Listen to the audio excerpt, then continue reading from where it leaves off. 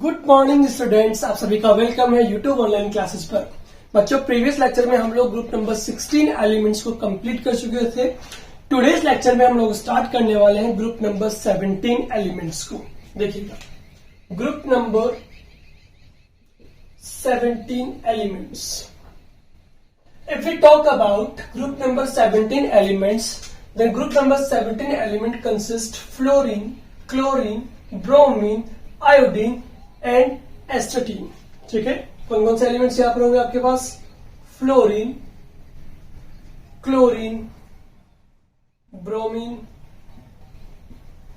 Iodine and astatine. ठीक है, इन सभी एलिमेंट्स को हम कंप्लीट फॉर्म में या कंबाइंड फॉर्म में क्या कहेंगे? हैलोजेंस। क्या कहेंगे? Halogens. That means group number 17 elements are known as halogens. हम बात करेंगे हैलोजेंस क्यों कहेंगे, why group number 17 elements are also known as halogens. तो हम कहेंगे हैलोजेंस में हैलो वर्ड का मीनिंग होता है सॉल्ट, और जेंस वर्ड का मतलब होता है टू बॉर्न, और you can say producer. That means क्या हुआ कि जितने भी ग्रुप नंबर 17 एलिमेंट्स होते हैं, ये सब के सब आपके सॉल्ट प्रोड्यूस करते हैं।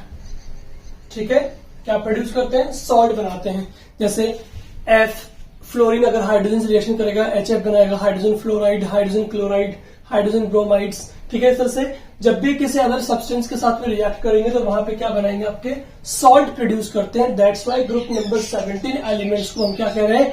हैलोजेंस। हैलोजेंस टर्म का मतलब क्या होगा? यहाँ पे हैलो वर्ड का मतलब होता है सॉल्ट, और जन वर्ड का मतलब होता है producers. That's why you can say group number 17 elements सारे के सारे क्या होते हैं? आपके सॉल्ट प्रोड्यूस करते हैं जब भी किन्हीं अदर सब्सटेंस या रिएक्टेंट से रिएक्शन करेंगे। सो ग्रुप नंबर 17 एलिमेंट्स को हम कहेंगे हैलोजेंस। ठीक है, बात करते हैं इनके सबसे पहले अकरेंसेस की।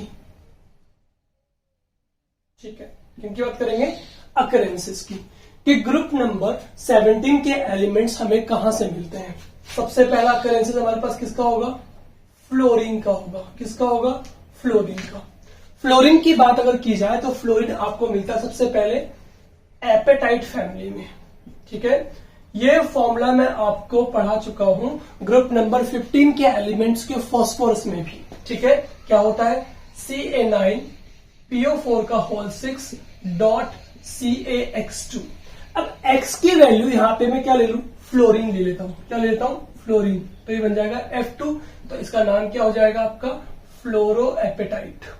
क्या नाम होगा? फ्लोरो एपेटाइट। ठीक है, ये नाम हो जाएगा इसका। तो फ्लोरीन का सबसे मेन सोर्स कहां पर मिल रहा है आपको? ये फ्लोरो एपेटाइट में मिल रहा है। इसके अलावा ये आपको मिलता है फ्लोरोस्पार में। फ्लोरोस्पार जिसका फॉर्मूला होगा CaF2। इसके अलावा मिलेगा आपको क्रायोलाइट में। क्रायोलाइट का फॉर्मूला क्या होगा आपके पास? Na3AlF6। ये दोनों सब्सटेंस यूज किए जाते हैं। एक हमारे पास प्रोसेस होता है मेटलर्जी चैप्टर के अंदर, होल हेराल्ड प्रोसेस। वहां पे यूज किया जाता है मेटल्स के मेल्टिंग पॉइंट को लो करने के लिए और उनकी कंडक्टिविटी को इंक्रीज करने के लिए। मैं आपको यूज बता रहा हूं। ठीक है, तो फ्लोरोस्फार, क्रायोलाइट, एपेटाइट यानी फ्लोरो एपेटाइट, इसमें आप फ्लोरीन को देख पा रहे हैं कि यहाँ पे आपका फ्लोरीन प्रेजेंट होता है। तो इन कंपाउंड्स के अंदर आपका फ्लोरीन अकर्स होता है। ठीक है, इसके अलावा फ्लोरीन आपको मिलता है सॉइल के अंदर ट्रेस अमाउंट में।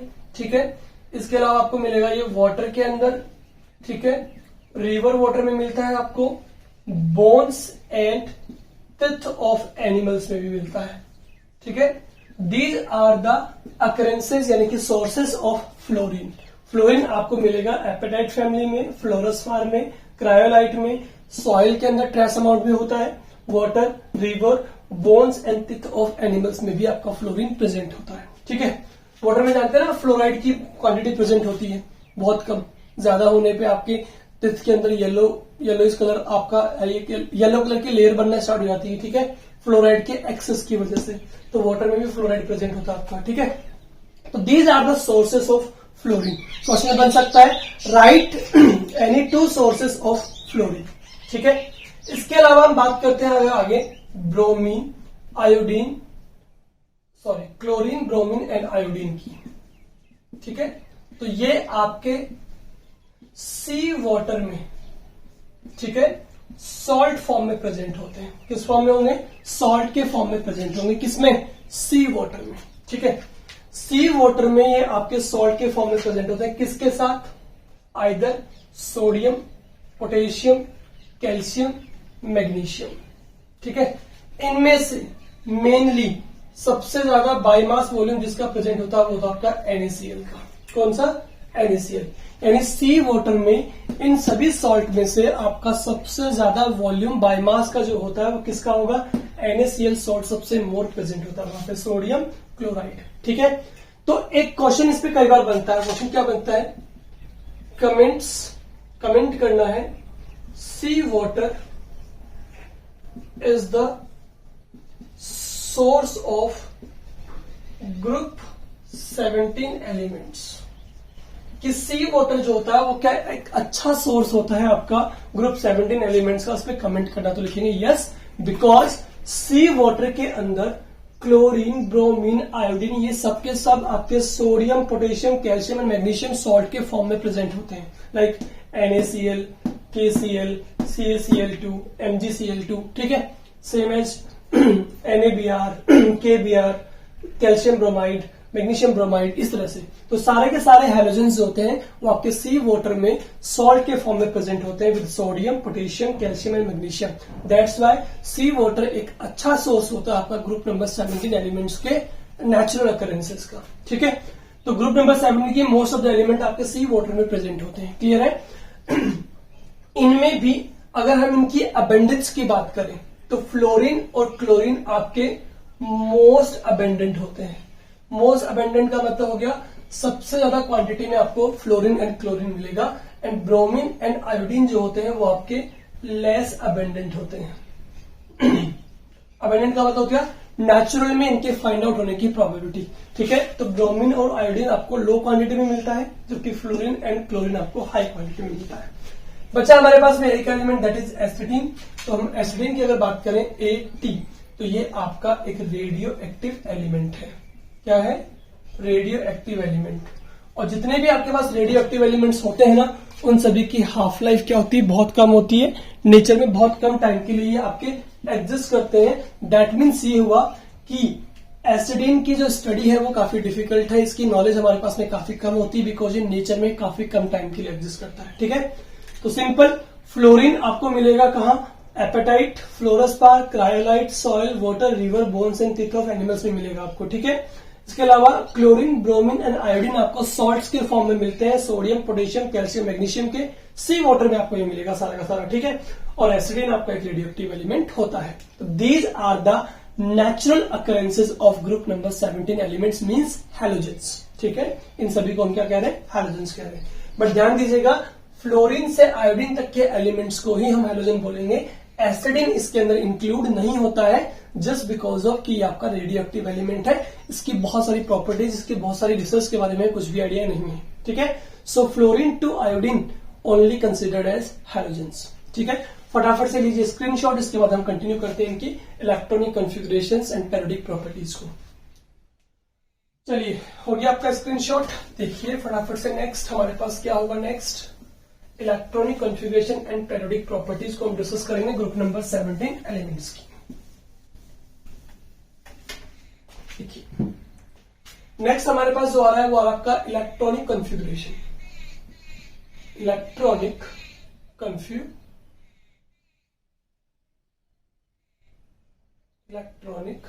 कॉन्फ़िगरेशन। ठीक है, ग्रुप नंबर 17 एलिमेंट्स की अगर हम बात करें तो ग्रुप नंबर 17 में आउटर मोस्ट इलेक्ट्रॉन जो होंगे वो कितने होंगे? 7। दैट मीन्स वैलेंस इलेक्ट्रॉन का नंबर जो यहां पर रहेगा वो रहेगा 7। सो इलेक्ट्रॉनिक कॉन्फ़िगरेशन होगा NH2NP5। ठीक है, ये आपके पास आउटर मोस्ट शेल में प्रेजेंट इलेक्ट्रॉन्स होंगे NH2NP5। ये इनका जनरल इलेक्ट्रॉनिक कॉन्फ़िगरेशन होगा। फ्लोरीन की बात करें तो सेकंड सेल में होगा, तो इसका होगा कॉन्फ़िगरेशन 2s2 इनकी बात करें तो 3s2 because down the group move करने पे आपकी नंबर ऑफ शेल्स इंक्रीज होती हैं, उनमें प्रेजेंट इलेक्ट्रॉन्स क्या होते हैं? कांस्टेंट होते हैं। That is 4s2 4p5, 5s2 5p5, ठीक है, एंड 6s2 6p5। बात करें तो they contain only 1 electron less from stable noble gas configuration. अगर हम बात करें स्टेबल नोबल गैस कॉन्फ़िगरेशन की, तो उनका इलेक्ट्रॉनिक कॉन्फ़िगरेशन फुलफिल्ड होता है NH2 NP6, और इन हैलोजेंस का इलेक्ट्रॉनिक कॉन्फ़िगरेशन जो है उनमें केवल आपका 1 इलेक्ट्रॉन लेस प्रेजेंट होता है उस स्टेबल नोबल गैस कॉन्फ़िगरेशन से कंपेयर करें तो, ठीक है। तो सिंपल सी बात आपको समझ में आ गई कि ग्रुप 17 में आपके आउटर मोस्ट शेल में इलेक्ट्रॉन्स का जो नंबर प्रेजेंट होगा वो 7 होगा, ठीक है। इलेक्ट्रॉनिक कॉन्फ़िगरेशन होगा NH2 NP5, और इनके पास केवल 1 इलेक्ट्रॉन लेस प्रेजेंट होता है अगर हम इसे कंपेयर करते हैं नोबल गैस कॉन्फ़िगरेशन से, तो ठीक है। क्लियरली आपको बात समझ में आ गई। इसके बाद हम बात करते हैं इनकी पेरियोडिक प्रॉपर्टी की। तो सबसे पहले बात करेंगे किसकी, एटॉमिक साइज की, ठीक है। बहुत सिंपल सी पेरियोडिक प्रॉपर्टी है। एटॉमिक साइज की बात करते हैं तो ग्रुप नंबर 17 के एलिमेंट्स जो है उनकी साइज जो है वेरी स्मॉल होती है। क्या होती है? Very small in respective periods. जितने भी हम पीरियड्स की बात करते हैं उन सब में से सबसे स्मॉल साइज होती है वो ग्रुप नंबर 17 की होती है, due to high effective nuclear charge, ठीक है।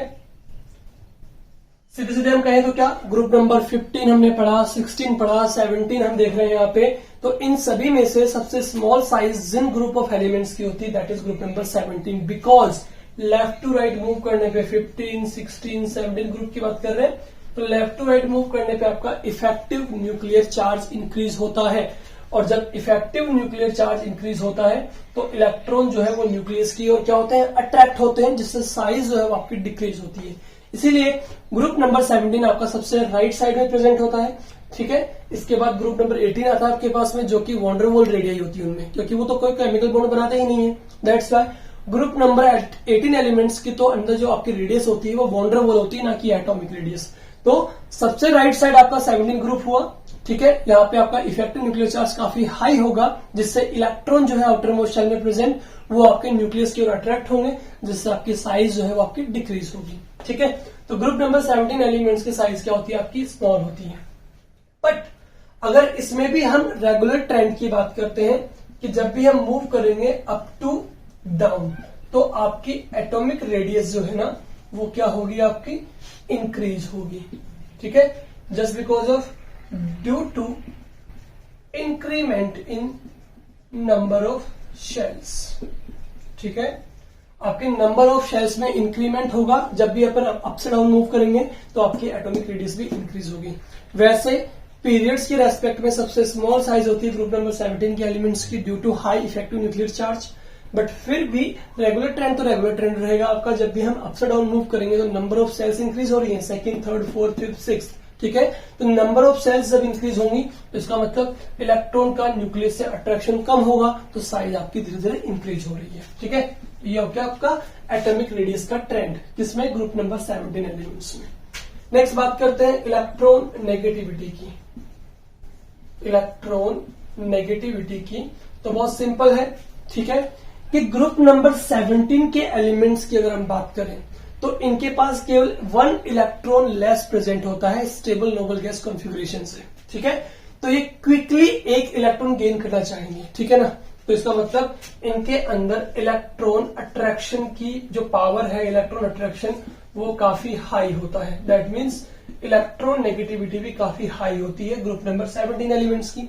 रीजन पता ही है आपको कि जब भी हम ग्रुप नंबर 17 एलिमेंट्स की बात करते हैं तो यहाँ पे आपका इफेक्टिव न्यूक्लियर चार्ज क्या होता है, काफी हाई होता है, क्योंकि लेफ्ट टू राइट मूव करने पे आपका इफेक्टिव न्यूक्लियर चार्ज क्या होता है, इंक्रीज।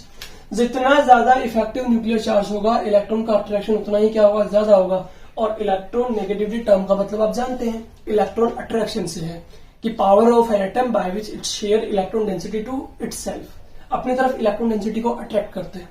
जितना ज्यादा इलेक्ट्रॉन्स को अपनी तरफ अट्रैक्ट करेंगे वहां पे हम कहेंगे उतनी ज्यादा क्या होगी, इनकी इलेक्ट्रॉन नेगेटिविटी होगी, ठीक है। तो इलेक्ट्रॉन अट्रैक्शन हाई होगा, क्यों होगा, due to high effective nuclear charge. तो तो इलेक्ट्रॉन नेगेटिविटी भी हाई होगी। तो इसीलिए ग्रुप नंबर 17 के एलिमेंट्स की इलेक्ट्रॉन नेगेटिविटी सबसे हाई होती है। और वैसे भी हम जानते हैं पेरियोडिक टेबल में लेफ्ट से राइट मूव करने पे इलेक्ट्रॉन नेगेटिविटी क्या होती है, इंक्रीज होती है। ठीक है, अब सबसे राइट में कौन है, 17 ग्रुप है। 18 ग्रुप की बात की जाए तो 18 ग्रुप के एलिमेंट्स क्या है, नोबल गैसेस, उनको इलेक्ट्रॉन की रिक्वायरमेंट है ही नहीं। दैट मीन्स वहां पे इलेक्ट्रॉन नेगेटिविटी कितनी होगी, 0। तो सबसे ज्यादा इलेक्ट्रॉन नेगेटिविटी आपकी होगी ग्रुप नंबर 17 के एलिमेंट्स की।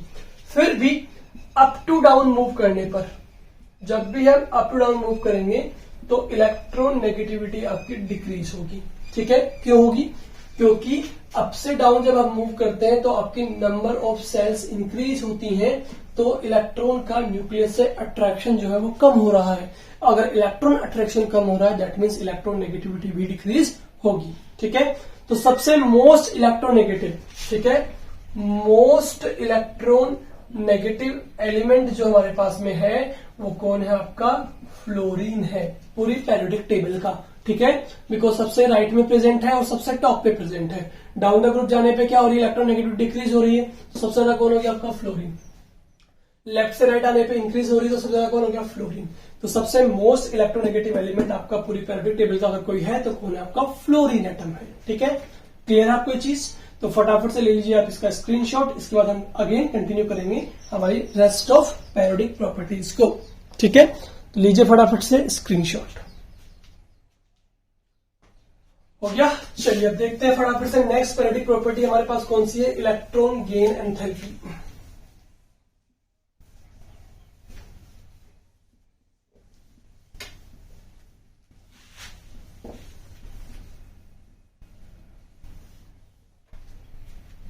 देखिए थर्ड पेरियोडिक प्रॉपर्टी हमारे पास कौन सी है, इलेक्ट्रॉन गेन एंथैल्पी। ठीक है, इलेक्ट्रॉन गेन एंथैल्पी का मतलब हुआ कि किसी भी न्यूट्रल एलिमेंट पे अगर इलेक्ट्रॉन गेन करवाते हैं तो उसकी एनर्जी में क्या चेंज हमारे पास आएगा, ये सब हम पढ़ चुके हैं। ठीक है, तो बात करें अगर ग्रुप नंबर 17 एलिमेंट्स की, तो अगेन जब इनकी इलेक्ट्रॉन नेगेटिविटी बहुत हाई है तो ऑब्वियस सी बात है कि इनकी इलेक्ट्रॉन गेन एंथैल्पी भी हाईली नेगेटिव होगी। तो इनकी इलेक्ट्रॉन गेन एंथैल्पी जो है वो क्या होगी, हाईली नेगेटिव। क्यों होगी highly negative, because they require only one electron to convert into noble gas configuration। ठीक है, इन सभी एलिमेंट्स को नोबल गैस कॉन्फ़िगरेशन में चेंज होने के लिए, जैसे कि मान लीजिए फ्लोरीन ही है, फ्लोरीन के आउटर मोस्ट शेल में कितने इलेक्ट्रॉन्स है, आपके पास 7 इलेक्ट्रॉन है, और स्टेबल गैस कॉन्फ़िगरेशन कितना होता है, 8 इलेक्ट्रॉन का, यानी ऑक्टेट का। तो इसको 8 इलेक्ट्रॉन में कन्वर्ट होने के लिए ओनली 1 इलेक्ट्रॉन की नीड है, तो इस पे इजीली इलेक्ट्रॉन ऐड हो जाएगा, क्या बन जाएगा, ये आपका F नेगेटिव बन जाएगा। ठीक है, इसका मतलब ये हुआ कि ग्रुप 17 के एलिमेंट्स पे इलेक्ट्रॉन एडिशन जो है वो काफी इजीली हो रहा है। ठीक है, वैसे भी होगा क्योंकि इनका इफेक्टिव न्यूक्लियर चार्ज भी काफी ज्यादा होता है, तो इलेक्ट्रॉन अट्रैक्शन क्या होगा, इजी होगा। तो इन ग्रुप नंबर 17 के एलिमेंट्स पे इलेक्ट्रॉन जब इजीली ऐड हो रहा है दैट मीन्स यहां से अमाउंट ऑफ एनर्जी जो है वो लिबरेट होगी, इसीलिए इनकी इलेक्ट्रॉन गेन एंथैल्पी काफी हाईली नेगेटिव होती है। ठीक है, बट एक एक्सेप्शन केस हमें देखने को मिलता है, वो क्या है कि chlorine has high negative electron gain enthalpy as compare to fluorine.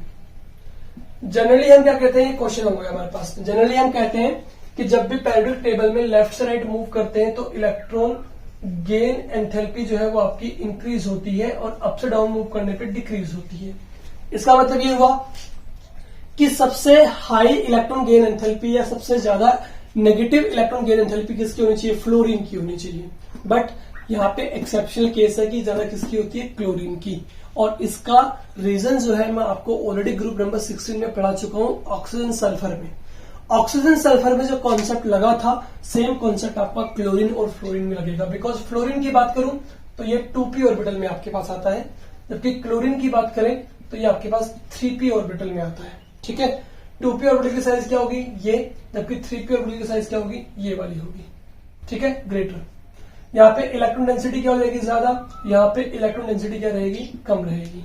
तो जब इस पे इलेक्ट्रॉन ऐड करेंगे तो यहाँ पे इलेक्ट्रॉन एडिशन इजीली हो जाएगा, और जब इलेक्ट्रॉन एडिशन इजीली होगा तो यहाँ से एनर्जी क्या होगी लिबरेट आउट होगी। ठीक है, एनर्जी लिबरेट आउट हो रही है, दैट मीन्स यहाँ पे आपकी इलेक्ट्रॉन गेन एंथैल्पी कैसी होगी, हाईली नेगेटिव हो गई है। ठीक है, जबकि यहाँ पे इलेक्ट्रॉन डेंसिटी क्या है high, due to compact size. क्या कह रहे हैं, due to small size of fluorine electron density जो है वो कैसा आपका हाई है। So for addition of electron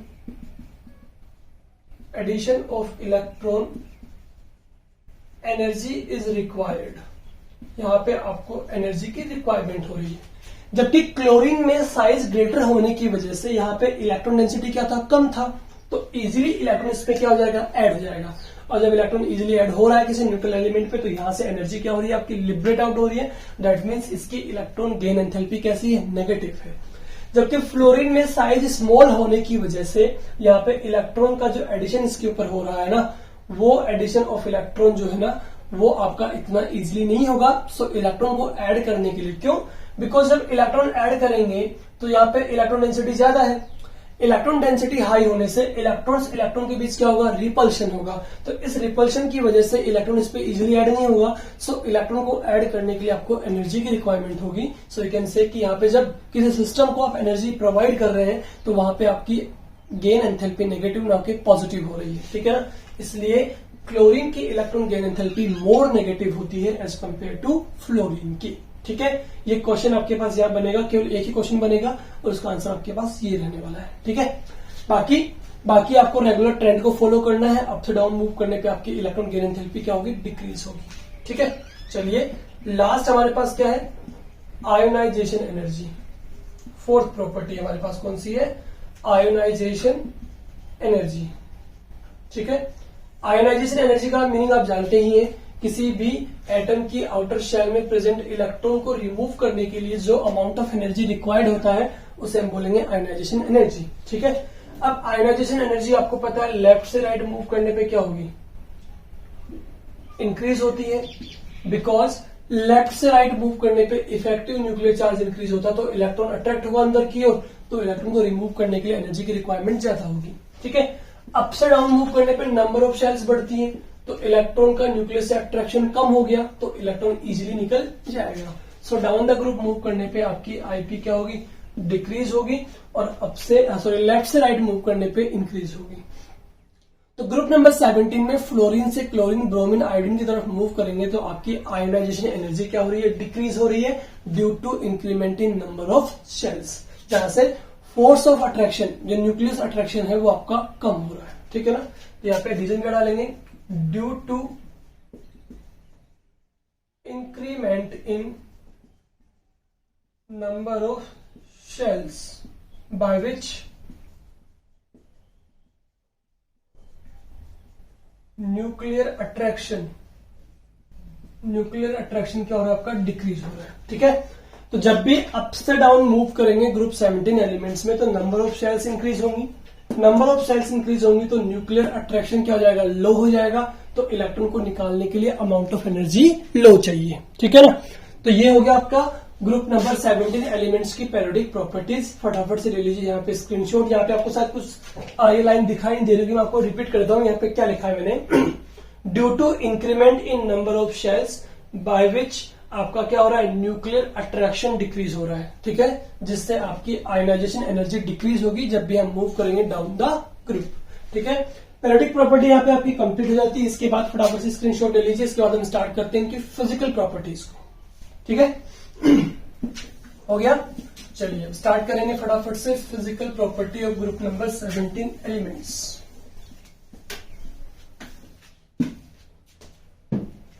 देखिएगा, फिजिकल प्रॉपर्टी की अगर हम बात करते हैं तो सबसे पहले देखिएगा फ्लोरीन एंड क्लोरीन, ये दोनों आपके गैसेस स्टेट में होंगे। किसमें होंगे? गैस स्टेट में। ब्रोमीन एंड आयोडीन जो है, ब्रोमीन की बात करें तो ये आपका लिक्विड स्टेट में होता है। ये एक ऐसी नॉन मेटल है जो आपके लिक्विड स्टेट में होती है, ठीक है, 10th क्लास में पढ़ा होगा आपने। आयोडीन जो है वो आपका क्या होता है? सॉलिड स्टेट में होता है, ठीक है। इस तरह से आप जब भी अप से डाउन मूव कर रहे हैं तो आपकी फिजिकल स्टेट चेंज हो रही है, gas to liquid, liquid to solid. ऐसा क्यों हो रहा है? ऐसा इसलिए हो रहा है due to increment in molecular mass, in molecular mass. इसका मतलब डाउन द ग्रुप मूव करने पर, अप टू डाउन मूव करने पर आपका मेल्टिंग बॉइलिंग पॉइंट भी क्या हो रहा है? इंक्रीज हो रहा है, ठीक है। सेम रीजन है, क्योंकि डाउन द ग्रुप मूव जब करेंगे तो आपका मॉलिक्यूलर मास क्या हो रहा है? Increase. So melting boiling point and physical state आपकी चेंज होती रहती है, ठीक है। बता दिया मैंने, फ्लोरीन क्लोरीन गैस स्टेट में रहेंगे, ब्रोमीन आपका लिक्विड में होगा और आयोडीन आपका सॉलिड स्टेट में रहेगा, जबकि एस्टाडीन क्या है? आपका एक रेडियो एक्टिव एलिमेंट है, ठीक है। ये प्रॉपर्टी होगी फर्स्ट। सेकंड बात करेंगे इसकी मेटालिक प्रॉपर्टी की। किसकी बात कर रहे हैं? मेटालिक प्रॉपर्टी की। तो हम यहाँ पे क्या कहेंगे कि जब भी हम बात करेंगे हैलोजेंस के अंदर, तो हैलोजेंस में वैसे जनरली आपके सारे हैलोजेंस क्या होते हैं? Non metal. क्या होते हैं? Non metal. बिकॉज ये सबसे राइट में प्रेजेंट है आपका ग्रुप नंबर 17 एलिमेंट्स। और जब भी हम लेफ्ट से राइट मूव करते हैं तो आपका नॉन मेटालिक नेचर जो है वो आपका इंक्रीज होता है, ठीक है, लेफ्ट से राइट। जबकि डाउन द ग्रुप जाने पे नॉन मेटालिक नेचर क्या होता है? डिक्रीज, और मेटालिक इंक्रीज होता है। बट फिर भी हम यहाँ पे कहेंगे अप टू डाउन मूव जब करेंगे तो आपका मेटालिक प्रॉपर्टी जो है वो इंक्रीज होगा, ठीक है। सो हम कंपेयर तो कर सकते हैं कि फ्लोरीन क्लोरीन ब्रोमीन आयोडीन में सबसे मोर मेटालिक कौन होगा? तो होगा आयोडीन। सबसे लेस मेटालिक कौन होगा? तो ये होगा आपका फ्लोरीन। सबसे लेस मेटालिक, सबसे हाई मेटालिक होगा, ठीक है। बट हम ये नहीं कहेंगे कि आयोडीन मेटल है, आयोडीन अभी भी क्या है? नॉन मेटल ही है, ठीक है। बट हम कंपेयर कर सकते हैं कि मेटालिक प्रॉपर्टी को। वैसे देखा जाए तो ग्रुप नंबर 17 के सारे एलिमेंट्स क्या होंगे? नॉन मेटल, बिकॉज ये सबसे राइट में प्रेजेंट है और लेफ्ट से राइट मूव करने पे आपकी नॉन मेटालिक प्रॉपर्टी इंक्रीज होती है, ठीक है। तो सारे के सारे आपके नॉन मेटल्स हैं, ठीक है। नेक्स्ट हम बात करते हैं कलर प्रॉपर्टी की, ठीक है। तो कलर प्रॉपर्टी में आपके पास में आता है पॉइंट ये कि जो आपका F2 है, फ्लोरीन है, वो आपका होता है येलो कलर, ठीक है। ब्रोमीन जो होगा वो आपका होगा क्या? ग्रीनिश येलो, सॉरी क्लोरीन कैसा होगा आपका? Greenish yellow colour. जबकि बात करें ब्रोमीन की तो ब्रोमीन आपका होगा रेड कलर का, जबकि आयोडीन की बात करते हैं तो ये आपका वॉयलेट कलर का होता है, ठीक है। अब बात यह है कि ये कलर प्रॉपर्टी तो शो करते हैं जितने भी हैलोजेंस होते हैं, लेकिन कैसे करते हैं, ठीक है। किस तरह से इनमें कलर प्रॉपर्टी आपके पास होती है? देखिए क्या कि जब आप होते हैं ग्राउंड स्टेट में, आपके पास कोई मॉलिक्यूल है फ्लोरीन का, क्लोरीन का, ब्रोमीन का या कोई भी आयोडीन का, तो ये लाइट के फॉर्म में जब इसको हम एनर्जी प्रोवाइड करते हैं, क्या करते हैं? लाइट के फॉर्म में जब इसे एनर्जी प्रोवाइड करते हैं तो व्हाइट लाइट के अंदर आपके पास में 7 कलर्स होते हैं विद ग्योर, ठीक है। तो ये क्या करता है? कोई भी मॉलिक्यूल जो आपका ग्राउंड स्टेट में है वो एनर्जी एब्जॉर्ब करेगा। क्या करेगा? एनर्जी एब्जॉर्ब करता है, ठीक है। और जब ये एनर्जी एब्जॉर्ब करता है तो इन 7 कलर में से, सुनना ध्यान से, 7 कलर में से किसी भी एक कलर की वेवलेंथ को ये एब्जॉर्ब करता है, कोई भी एक वेवलेंथ, ठीक है। मान लीजिए कभी इसने वॉयलेट कलर को एब्जॉर्ब कर लिया, किसी ने येलो को किया, किसी ने ऑरेंज को, किसी ने रेड को, किसी ने हाई वेवलेंथ की लाइट को एब्जॉर्ब किया, किसी ने लोअर वेवलेंथ की लाइट को एब्जॉर्ब किया, ठीक है। लेकिन जब भी ये लाइट की किसी पर्टिकुलर एक कलर की वेवलेंथ को एब्जॉर्ब करते हैं तो एनर्जी एब्जॉर्ब करने में मॉलिक्यूल जो है वो मूव कर जाएगा आपका एक्साइटेड स्टेट में, ठीक है। समझने की कोशिश कीजिए। जैसे मान लीजिए मेरे पास पेन है, पेन को मैंने यहां से एनर्जी प्रोवाइड की तो पेन कहां मूव कर जाएगा? अपर स्टेट में। अब जितनी अमाउंट ऑफ एनर्जी हम इसे पेन को प्रोवाइड करेंगे, पेन उतना ही ऊपर चला जाएगा आपका। दैट मीन्स यहां पर ये ग्राउंड स्टेट है और जितना अमाउंट ऑफ एनर्जी देंगे, मान लीजिए आपने लो अमाउंट ऑफ एनर्जी दिया तो पेन यहां तक मूव करेगा, हाई दिया यहां तक जाएगा और हाई दिया यहां तक जाएगा, ठीक है। जितना अमाउंट ऑफ एनर्जी प्रोवाइड करते हैं मॉलिक्यूल उतना ही आपका मूव करता है। और जहां पे सबसे लास्ट में ये मूव करता है उस स्टेट को हम बोलते हैं एक्साइटेड स्टेट। क्या कहेंगे? Excited state. तो सिंपल सा फंडा है, क्या है कि ग्राउंड स्टेट में प्रेजेंट मॉलिक्यूल्स को जब एक सर्टेन वेवलेंथ की एक सर्टेन वेवलेंथ की लाइट या एनर्जी प्रोवाइड की जाती है, तो मॉलिक्यूल एनर्जी को एब्जॉर्ब करने के बाद आपका प्रमोट कर जाता है ग्राउंड स्टेट से एक्साइटेड स्टेट में। सिंपल, क्या हुआ? Molecule promote from ground state to excited state when a certain frequency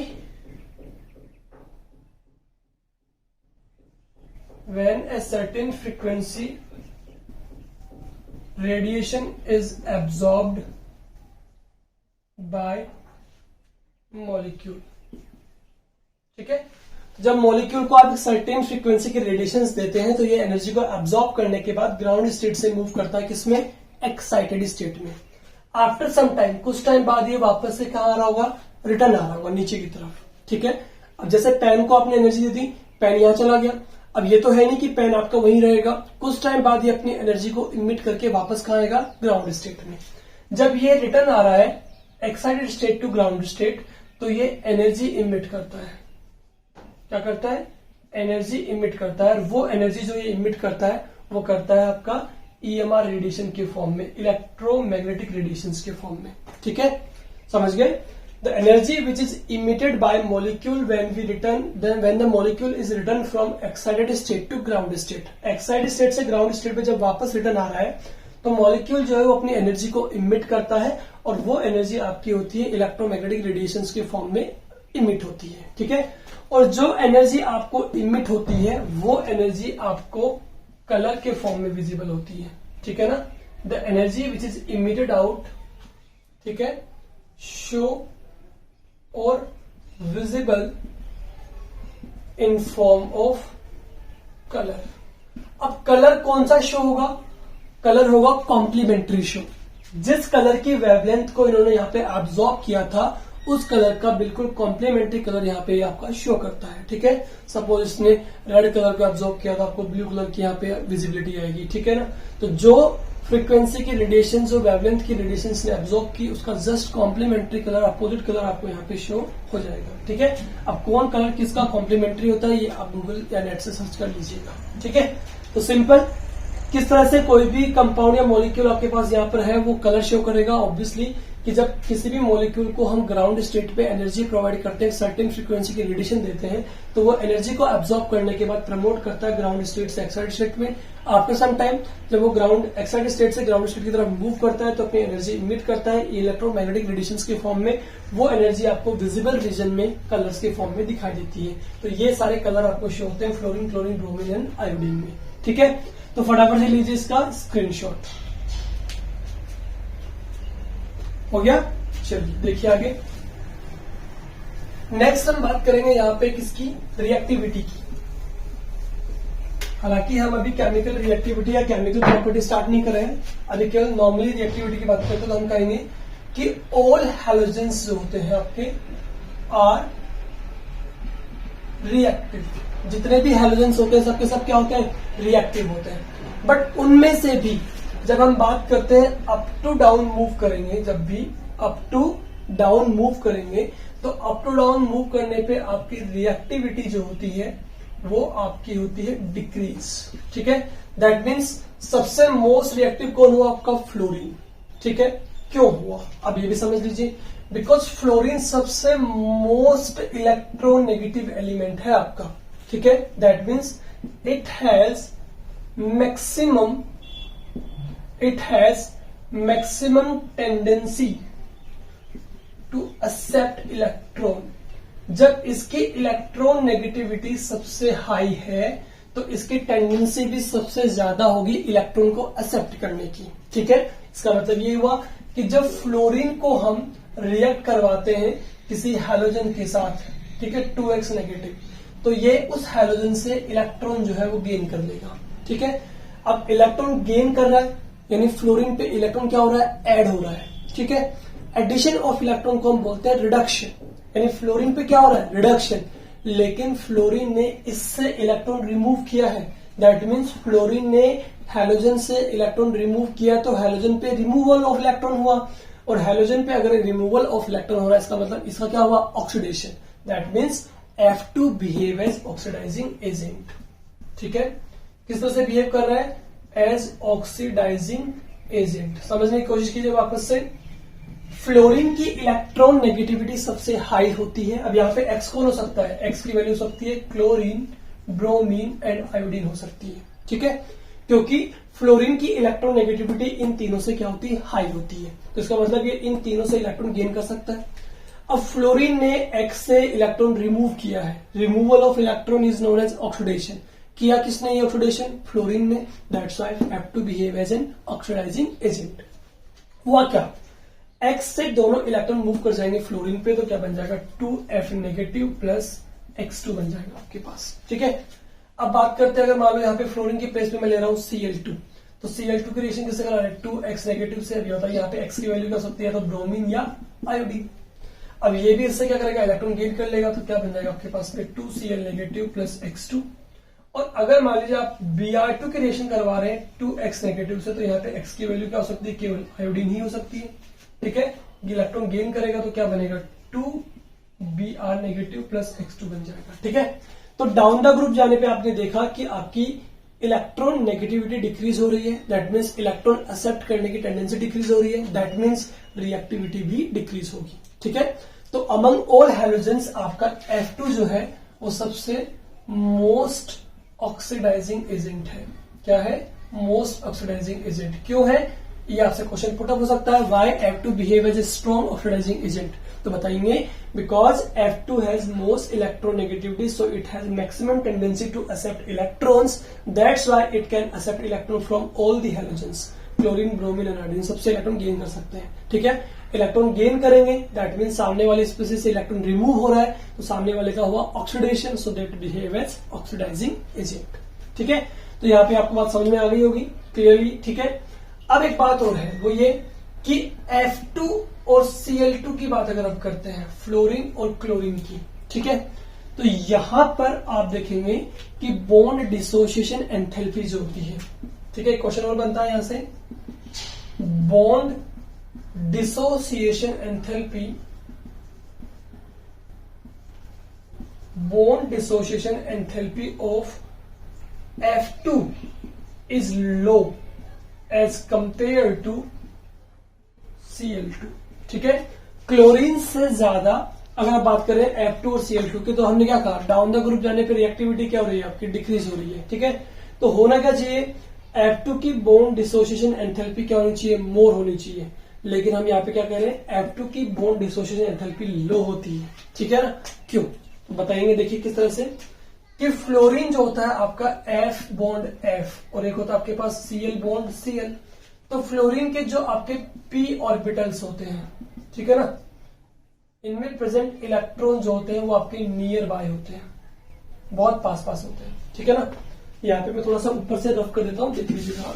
ठीक है, क्या कह रहा हूं, फ्लोरीन के पास एक तो देखिए क्या है, एब्सेंस ऑफ डी ऑर्बिटल है, एब्सेंस ऑफ डी ऑर्बिटल, ये बात समझ में आती है आपको, जबकि Cl2 के पास में डी ऑर्बिटल प्रेजेंट होते हैं। तो फ्लोरीन पे जो आपके इलेक्ट्रॉन्स पेयर हैं 1 2 3 4 5 6 1 2 3 4 5 6 1 2 3 4 5 6 समझने की कोशिश करते हैं। देखिए हमने कहा डाउन द ग्रुप जाने पे रिएक्टिविटी डिक्रीज होती है, इसका मतलब F2 की रिएक्टिविटी मोर है एज कम्पेयर टू Cl2 के। ठीक है, अब हम क्या करें कि बॉन्ड डिसोसिएशन एंथैल्पी F2 की लो होती है एज कम्पेयर टू Cl2 की। अच्छा, बॉन्ड डिसोसिएशन एंथैल्पी होती क्या है, किसी भी बॉन्ड को ब्रेक करने के लिए जो अमाउंट ऑफ एनर्जी हमें रिक्वायर्ड होता है, that is bond dissociation enthalpy. ठीक है, अब बताइए हम क्या देख रहे हैं कि F2 का जो बॉन्ड है और Cl2 का बॉन्ड है, इन दोनों में जल्दी से ब्रेक हो जाएगा। तो हम कह रहे हैं कि F2 की बॉन्ड डिसोसिएशन एंथैल्पी लो है, तो ये जल्दी ब्रेक होगा। क्यों होगा वो देखिए, इसमें एब्सेंस ऑफ डी ऑर्बिटल है, इसका मतलब कि इस पे प्रेजेंट जो इलेक्ट्रॉन पेयर है वो आपके पार्टिसिपेट नहीं कर सकते डी ऑर्बिटल में। समझने की कोशिश करते हैं, फ्लोरीन के पास इलेक्ट्रॉन कितना है, 2s2 2p5 है, 2s2 2p5, इसके पास वैकेंट डी ऑर्बिटल होता ही नहीं है। अब वैकेंट डी ऑर्बिटल नहीं है, इसका मतलब ये अपने इलेक्ट्रॉन पेयर को वहां पे शिफ्ट नहीं कर सकता है। ठीक है, शिफ्ट नहीं करेगा, दैट मीन्स फ्लोरीन पे आपके लोन पेयर मेंटेन रहेंगे। ठीक है ना, और ये कौन सा ऑर्बिटल आपके बेटा, पी ऑर्बिटल से, तो इसके अंदर जो p ऑर्बिटल है, electron present in p orbital of fluorine is near by, बहुत पास पास होते हैं, ठीक है, समझ रहे हो। अब इलेक्ट्रॉन पास पास है और इलेक्ट्रॉन जो है वो प्रमोट नहीं कर रहे हैं डी ऑर्बिटल के अंदर, दैट मीन्स यहीं पर है, तो इलेक्ट्रॉन्स और इलेक्ट्रॉन के बीच क्या लगेगा, repulsion. So repulsion force is working between these electrons, ठीक है। क्या कह रहे हैं कि अगर इलेक्ट्रॉन पास पास में है फ्लोरीन पे, तो इन इलेक्ट्रॉन्स के बीच क्या लगेगा, फोर्स ऑफ रिपल्शन। अब देखिए, अब फ्लोरीन पे प्रेजेंट इलेक्ट्रॉन्स पे अगर आपका रिपल्शन फोर्स वर्क कर रहा है, दैट मीन्स इन दोनों के बीच की बॉन्ड लेंथ इंक्रीज हो जाएगी, ठीक है ना। ड्यू टू रिपल्शन, क्या कह रहे हैं हम, due to repulsion bond length जो है वो क्या हो जाएगी, आपकी इंक्रीज हो जाएगी, ठीक है। अब ड्यू टू रिपल्शन, यहां पे रिपल्शन लग रहा है तो रिपल्शन लगेगा तो ये इस तरफ मूव करेगा, ये इस तरफ मूव करेगा, तो बॉन्ड की लेंथ क्या हो जाएगी, इंक्रीज। अब जब बॉन्ड लेंथ इंक्रीज होगी तो हमें पता है कि वी नो दैट कि बॉन्ड लेंथ बॉन्ड स्ट्रेंथ के इनवर्सली प्रोपोर्शनल होता है, ठीक है, समझ गए। तो बॉन्ड लेंथ जब इंक्रीज होगी तो बॉन्ड स्ट्रेंथ क्या हो जाएगी, वीक हो जाएगी, इसलिए इसके बॉन्ड को ब्रेक करना क्या है, इजी है। So bond dissociation energy is low required, समझ गए क्या, क्या समझे कि F2 के अंदर वैकेंट डी ऑर्बिटल एब्सेंट होने से ये अपने इलेक्ट्रॉन्स को प्रमोट नहीं कर सकता है डी ऑर्बिटल में। सो यहाँ पे p ऑर्बिटल में अंदर प्रेजेंट जो इलेक्ट्रॉन्स होते हैं, ये वाले इलेक्ट्रॉन्स, ये नियर बाय होते हैं। नियर बाय होने से इन इलेक्ट्रॉन्स के बीच क्या लगेगा, फोर्स ऑफ रिपल्शन। रिपल्शन लगने से बॉन्ड की लेंथ क्या हो जाएगी, आपकी इंक्रीज। वी नो दैट की बॉन्ड लेंथ इंक्रीज होने पे इनमें बॉन्ड स्ट्रेंथ क्या हो जाएगी, weak. So little bit amount of energy के साथ में आपके ब्रेक हो जाते हैं। जबकि Cl2 में देखिए क्या होता है, Cl2 में आपके पास में वैकेंट डी ऑर्बिटल प्रेजेंट होगा तो ये अपने इलेक्ट्रॉन्स को वहां शिफ्ट कर सकते हैं, तो इलेक्ट्रॉन्स के बीच डिस्टेंस बढ़ जाएगी, ठीक है, और इलेक्ट्रॉन आपके यूटिलाइज भी हो जाएंगे, तो वहां पर आपका फोर्स ऑफ रिपल्शन नहीं लगेगा। सो यू कैन से कि वहां पर आपके पास में बॉन्ड स्ट्रेंथ क्या रहेगी, हाई। सो उनको ब्रेक करने के लिए अमाउंट ऑफ एनर्जी हाई चाहिए, ठीक है। क्लियर है आपको ये कि F2 की बॉन्ड डिसोसिएशन एंथैल्पी Cl2 से लो क्यों होती है, जबकि डाउन द ग्रुप जाने पे ये क्या होती है, इंक्रीज होती है, ठीक है। तो ये क्वेश्चन यहाँ पे अपना कंप्लीट हो गया बच्चों। इसी के साथ हमारी फिजिकल प्रॉपर्टीज जो है ग्रुप नंबर 17 एलिमेंट्स की, वो भी यहाँ पे कंप्लीट हो गई है। अब नेक्स्ट लेक्चर में हम ग्रुप नंबर 17 एलिमेंट्स की जो है वो स्टार्ट करेंगे केमिकल प्रॉपर्टीज को, ठीक है, अलॉन्ग विद क्वेश्चंस। देखो जो भी टॉपिक मैं आपको करवा रहा हूं उसमें साथ साथ आपको क्वेश्चंस भी बता रहा हूं कि क्या क्या क्वेश्चंस आपके पास में बन सकते हैं, ठीक है ना, क्लियर है। तो यहां तक आपने यहाँ पे देख लिया है। इसके बाद हम कंटिन्यू करेंगे हमारे इसी लेक्चर को, ग्रुप नंबर 17 एलिमेंट्स की केमिकल प्रॉपर्टीज, और फिर हम कंपाउंड्स को डिस्कस करेंगे क्लोरीन के, ठीक है बच्चों। तो आज के लेक्चर में इतना ही, मिलते हैं नेक्स्ट लेक्चर में न्यू टॉपिक के साथ। चैनल को ज्यादा से ज्यादा शेयर एंड सब्सक्राइब कीजिएगा, लाइक कीजिए और कमेंट करते रहिए मुझे जो भी आपको आपके नीड्स है उसके लिए, ठीक है। Thank you so much.